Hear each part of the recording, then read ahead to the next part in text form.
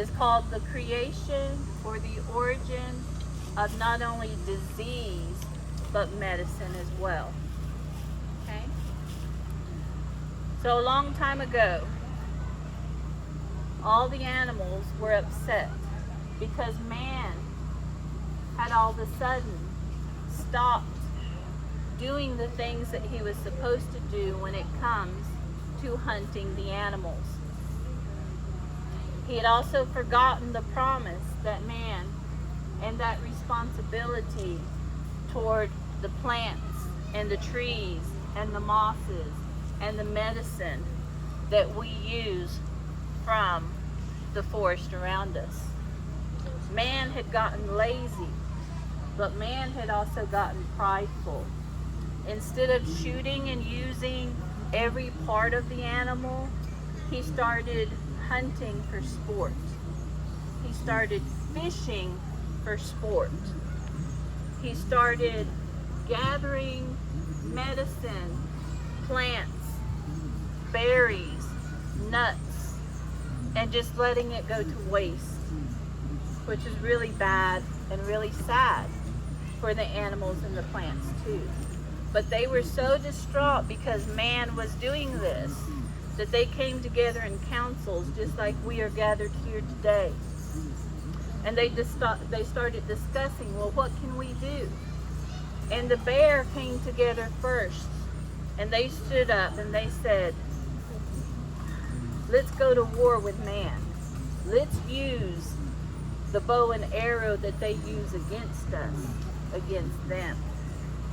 So the bear said, first bear that stood up said, how can we use the bow and arrow? Let's try it.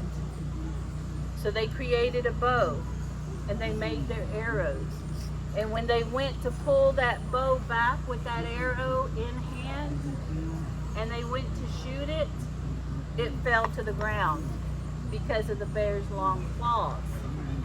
They decided that they would cut their claws because it would make it easier to shoot that arrow.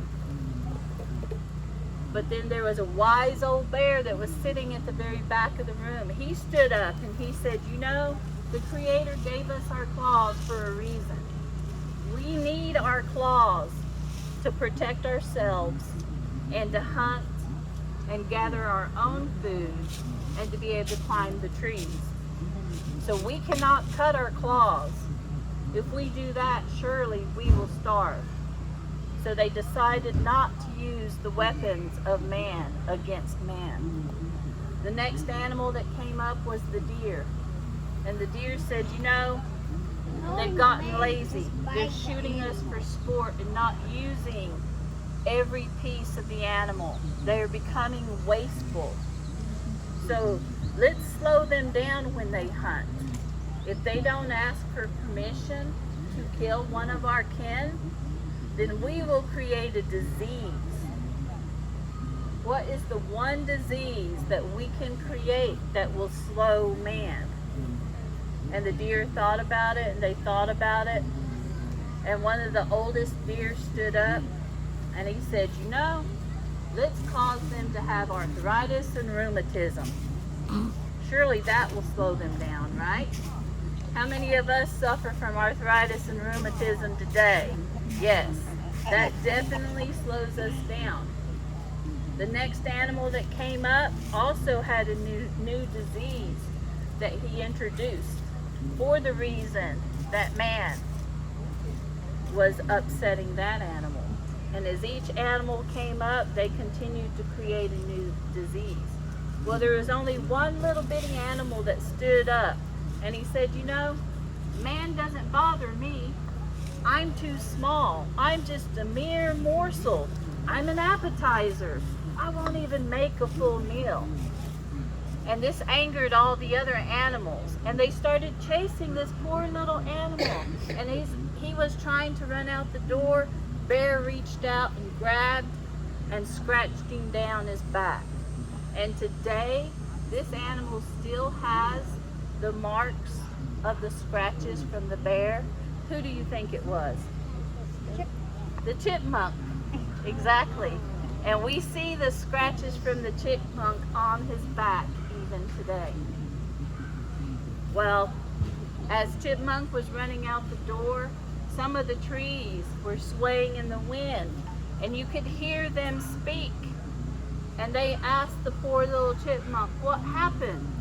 And as he explained to them what happened, they said, this can't be. If man dies from diseases, who is going to take care of us? The plants, the trees, the forests. Without trees, what do we not have? Homes. Oxygen.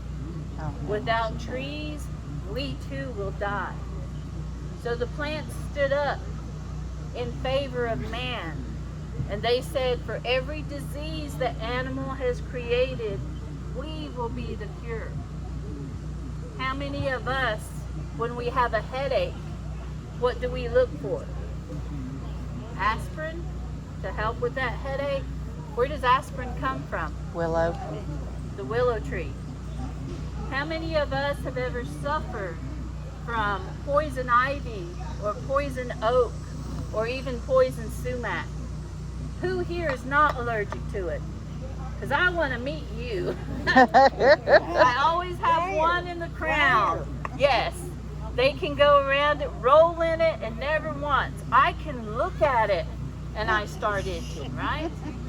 But I guarantee you, wherever the poison ivy grows, if you look around at the other plants, you will find at least one plant that will help with the rash. How many of you guys have ever heard of the plant that's called touch-me-not? It grows this time of the year. It's a beautiful plant. It has really small, tender stalks that grow, has beautiful little blossoms that bloom that are yellow or orange, the color of the sun that we see on this plant. But the reason we call it the touch-me-not is because it has this little pod that grows as well. And when you reach out and you touch that pod, as soon as you touch it, it explodes. And it sends those seeds as far as they can fly to create new touch-me-not plants. If you've never heard of touch-me-not before, when you get home, look up the jewelweed. I've heard The jewelweed plant is what we know as touch-me-not. You can take that plant, break the stalk in half, and it has this ooey gooey center, almost like an aloe vera plant has. You can take that and rub it on the rash from poison ivy or poison oak, and it will help to dry that rash up within a matter of days. So when I need medicine, I don't have a tendency of going to Walgreens or Walmart or to a pharmacy. Instead, I look for my medicine where my ancestors have always chose to use the plants and the herbs and the things that we can find in our own backyard and in these beautiful mountains that surround us. So yes, that is the story